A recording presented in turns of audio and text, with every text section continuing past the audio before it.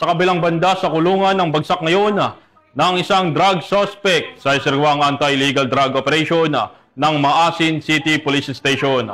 Tinutukan dyan ni Patrolwoman Maria Elena Singian.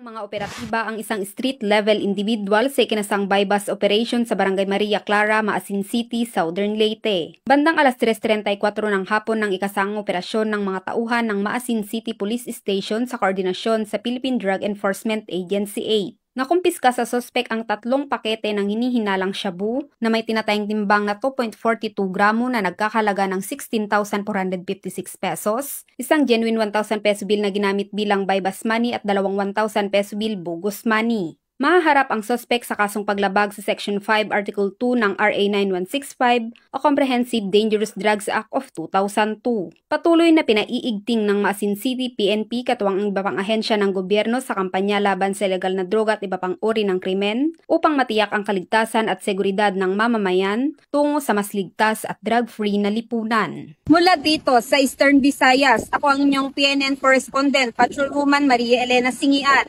Alagad ng batas, tagataguyod ng Balitang Pulis.